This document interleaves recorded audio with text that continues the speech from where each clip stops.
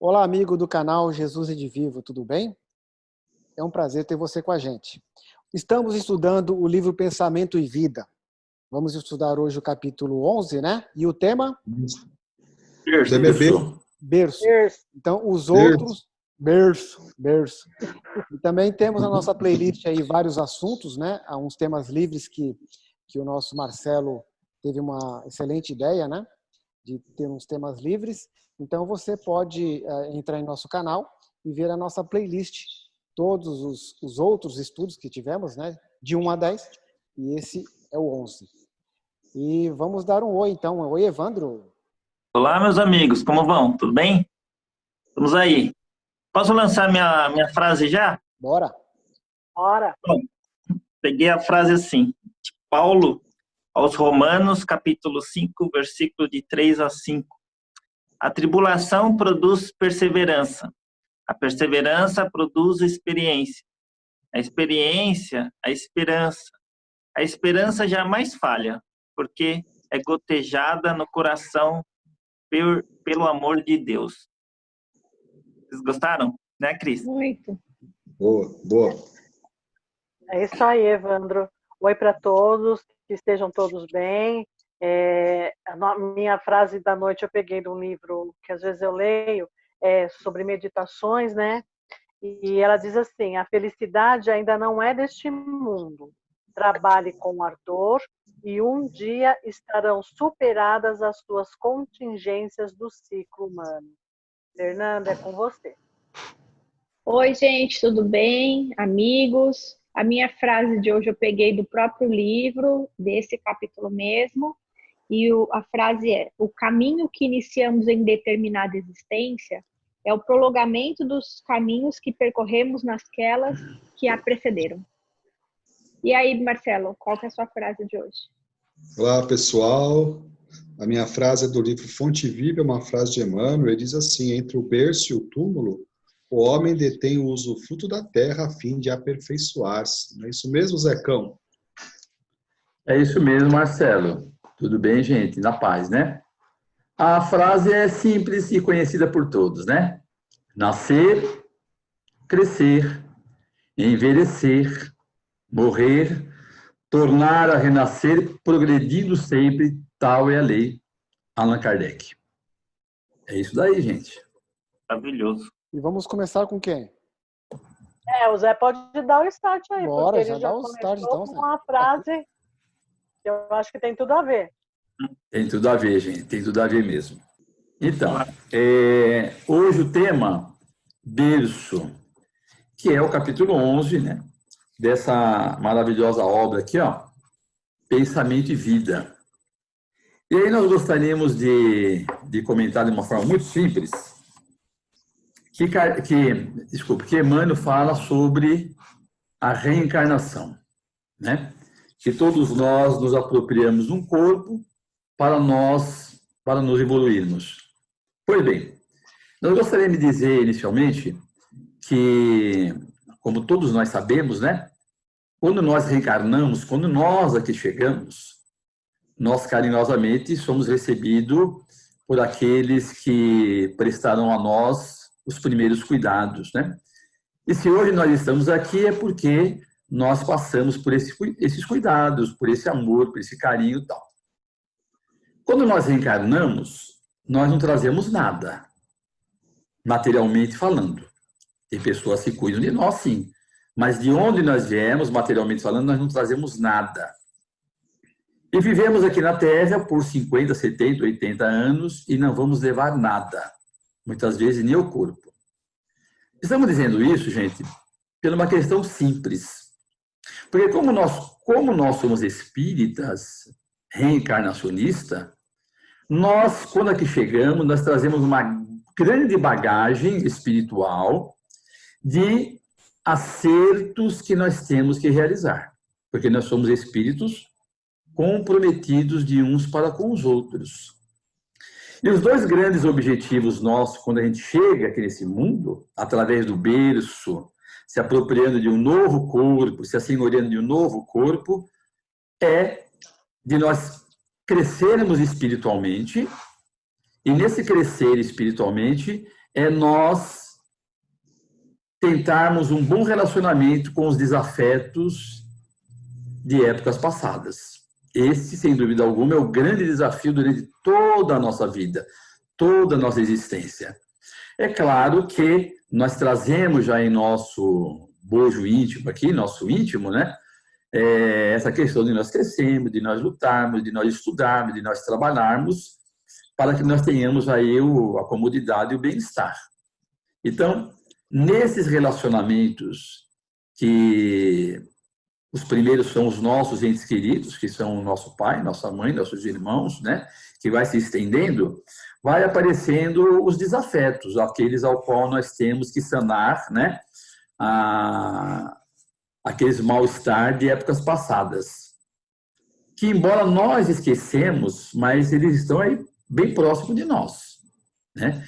Tem pessoas que nós temos uma simpatia assim no primeiro olhar, na primeira fala, no primeiro abraço. E tem outros que nem se tocando a gente já tem aquela antipatia. Então, tudo isso é fruto da nossa reencarnação, é fruto de onde nós viemos. E o que eu poderia dizer também, assim, de uma forma rápida, para concluir, é que o que deverá nos ajudar nessa atual existência, gente, é o perdão. Sem o perdão, não tem como nós termos um bom relacionamento. E nós vamos observar que na doutrina de Jesus existem duas questões primordiais. É o amor e o perdão.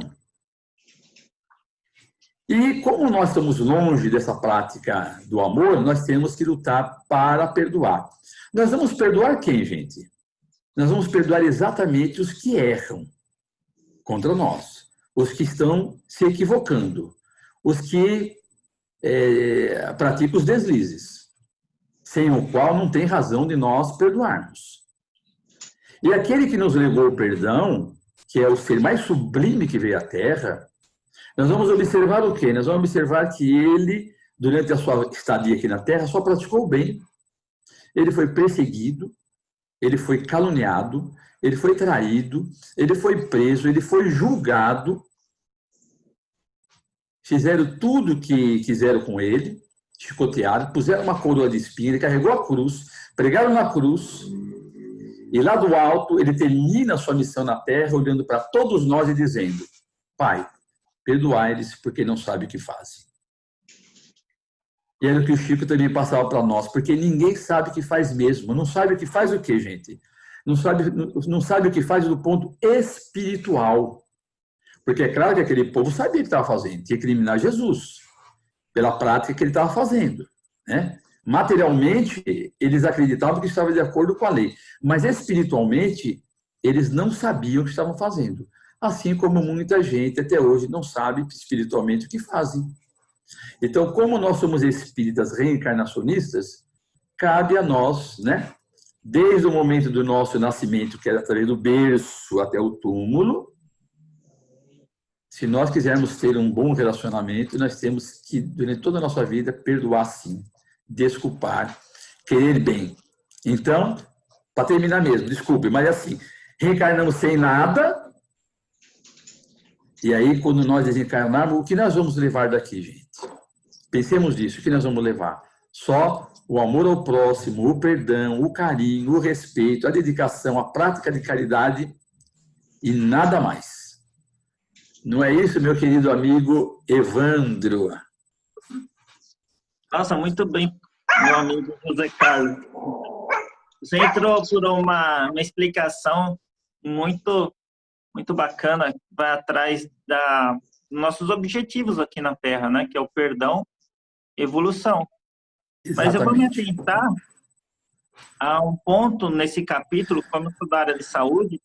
Então, esse tema me palpita muito porque esse livro, Pensamento e Vida, né, ele é muito estudado até por médicos e cientistas que estudam também André Luiz. Então, eles relacionam esse livro, né Fernanda, você também está ligada, com outras obras do André Luiz. E se pegarmos esse capítulo, Berço, ele dá uma aula, assim, umas dicas, aula não, mas vamos dizer dicas de genética, sim, muito importantes para a área da saúde. né? Porque a área de saúde está acostumada a encontrar as causas apenas no corpo, né? No corpo físico. Isso é muito além. Então, eles relacionam a altura da pessoa, né? A cor dos olhos, do cabelo. Isso geneticamente já tá aceito, que são hereditariedades do pai e da mãe, né? Temos outros fatores que podem mudar a genética, como o clima, né? Uma região com muito sol, a melanina da pessoa vai ser mais escura, onde tem pouco sol vai ser mais clara. O oxigênio, né? Pode mudar geneticamente. Um lugar mais alto com pouco oxigênio vai mudar a quantidade de hemoglobina dentro das hemácias. Um lugar mais baixo, nível do mar, vai ter menos hemoglobina e assim vai, né? Então, temos vários fatores que interferem na genética das pessoas. Só que no livro aqui, ele cita também os fatores reencarnatórios psicológicos, né? Para que possamos entender isso, vamos dizer assim, espíritos missionários não passam por isso porque eles não têm mais provas do passado para banir no presente, né? São espíritos mais puros. Então, eles não vêm com missão de perdoar, porque eles não têm mais o porquê perdoar, né? Eles são mais puros. Nós, a maioria de nós, viemos com essa missão de continuação das reencarnações. Temos um caminho a seguir. Então, aqui no livro, eles falam que, geralmente, é uma trilha que a gente segue, né? É mais ou menos uma continuação da última encarnação, porque a gente precisamos, como o José Carlos falou, perdoar o erro do passado, né? E ser perdoado também. Então, vamos entender o seguinte: se pegarmos uma lâmpada iluminada, bonita, né? Você pega essas lâmpadas de LED hoje em dia, muito bonita, você olha assim, a luz perfeita, né? Então, vamos pegar essa lâmpada e moldar um corpo, como se fosse a lâmpada de um espírito para reencarnar. Então, você pega uma massinha bem mole, moldável, encaixa ela ali e depois ele reencarna. Agora, se pegarmos em um espírito uma lâmpada, mas que ela ainda está apagada, está sofrendo, vamos dizer assim, pensamentos ruins, né? Porque o pensamento molda o corpo também, geneticamente. Isso mesmo, isso mesmo. Vamos grudar nessa lâmpada para sugerir que são pensamentos ruins, pedacinhos de pedra, de areia, em volta dela. São os pensamentos que poluem nossa aura. E vamos pegar ela para moldar o corpo lá. Será que vai ser perfeito? Não, vai ter cheio de problemas, né? Porque nosso pensamento vai moldar esse corpo. Então, aqui ele fala bem isso. Vai chegar um ponto e os geneticistas, né? O pessoal que cuida da genética, estudam a genética, não vai ter mais aonde buscar, vai ter que buscar no espírito, né? As imperfeições do corpo. Então, isso já vem acontecendo, né? E é uma prova da reencarnação, porque sem essa explicação, a gente não explica a reencarnação e vamos culpar Deus de ser injusto com os outros irmãos. Então, eu achei muito interessante. O que vocês acham, né, Fernanda? Você pegou o ponto, Evandro, que eu realmente também estava pensando aqui. Eu acho que esse capítulo em especial, lá para o futuro, sendo estudado por médicos espiritualistas, ele daria um verdadeiro tratado de genética espírita, digamos assim, né? A terminologia não existe, mas pode vir a existir. Porque os fatores genéticos reencarnatórios que aqui falam nesse capítulo, ele consegue depreender, André Luiz aqui, como e por que as pessoas nascem de determinadas formas, né? Tem uma frase aqui que fala assim, ó: todo berço de agora retrata o ontem que passou.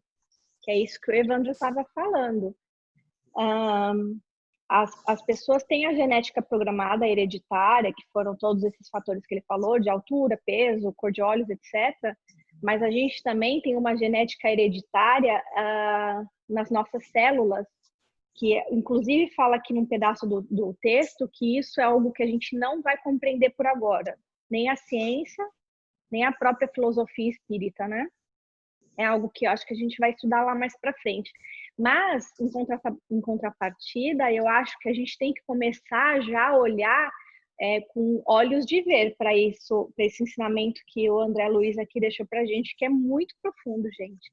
Então, trocando em miúdos, o que ele estava dizendo é que a genética que a gente carregava com a gente, ou seja, todas as nossas reencarnações passadas, da forma que a gente viveu, como a gente tratou o nosso corpo carnal, que quando a gente abandona, quando morre, a gente fica ainda com um corpo espiritual, digamos assim, né? Um perispírito.